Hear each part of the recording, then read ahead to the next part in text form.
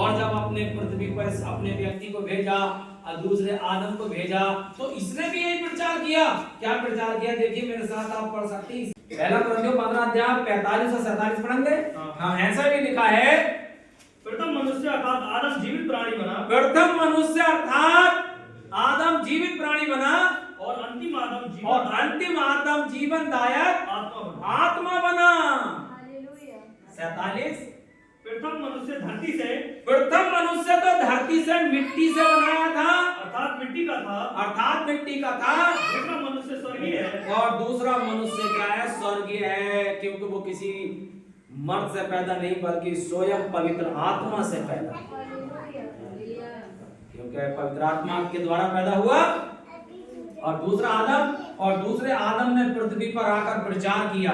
और क्या प्रचार किया? मत्ती 4:17। उस समय से यीशु ने प्रचार करना और ये कहना आरंभ किया, मन फिराओ क्योंकि स्वर्ग का राज्य निकट है। यीशु मसीह ने इस पृथ्वी पर आकर क्या प्रचार करना शुरू कर दिया?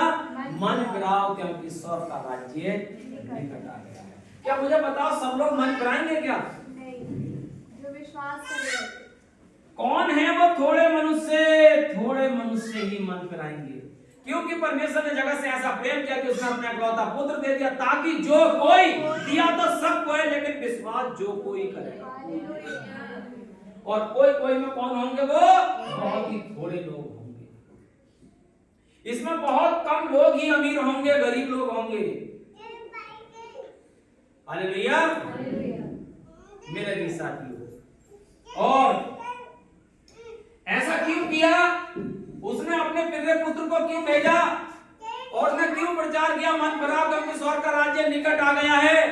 क्योंकि एक आयत वो पूरी करना चाहता था, एक भविष्यवाणी पूरी करना चाहता था जो उसने दाऊद से कराई थी, और वो है भजन संहिता 102 का 18 पद।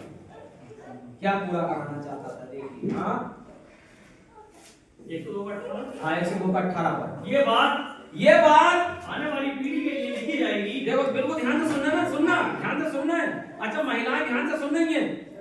आज मुझे बताओ, अगर पाप महिला के द्वारा इस पृथ्वी में आया है, तो महिला को कितना ध्यान से वचन सुनना चाहिए।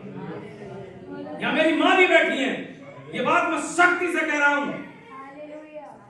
अगर पृथ्वी पर महिला के द्वारा पाप आया है, तो महिला को और ज्यादा सतर्क होना है।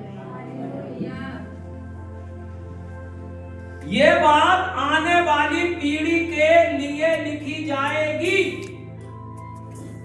और एक जाति जो सिरजी जाएगी, यही यहाँ की स्तुति करेगी। अगर इस बात को आयत को तुमने मेरी पहचान लिया, तो आप आखिर का मैसेज समझ जाएंगे। एक योग्य जाति। क्या तुम्हें लग रहा है का मैसेज शुरू हुआ है? अगर आप वचन में हैं, बिल्कुल भरपूरी से आप ध्यान दिएंगे, तो मैसेज शुरू हुआ है। बड़ी ज्यादा बड़ा नहीं है। क्या कहता है? थोड़े ही लोग। और थोड़े लोग कौन है? यीशु मसीह ने कहा कि मन फिराओ, क्योंकि स्वर्ग का राज्य निकट आ गया है। तो मन फिराने वाले सभी नहीं है, बहुत कम लोग हैं मन फिराने वाले। क्यों? क्योंकि एक आयत पूरी होनी है कि ये बात आने वाली पीढ़ी के लिए लिखी जाएगी। अभी तो लिखी भी नहीं है उस समय पे। उस समय पे लिखी भी नहीं गई, जब भविष्यवाणी तो हो रही है, बस केवल लिखी जाएगी। इसका मतलब कोई और लिखेगा। अभी दाऊद से केवल भविष्यवाणी कराएगा, ये बात आने वाली पीढ़ी के लिए लिखी जाएगी। तो लिखने वाला भी कोई और होगा, एक और भेजेगा परमेश्वर लिखने वाले को, हैं? और एक जाति जो सिरजी जाएगी, वो यहाँ की स्तुति करेगी। इसका मतलब परमेश्वर एक जाति सृजना चाहता है।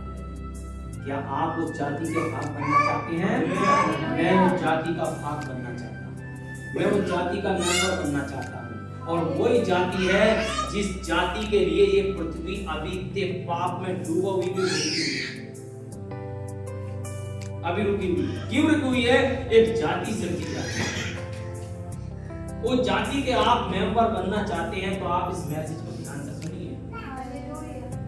वो योग्य जाति है और लिखी जाएगी।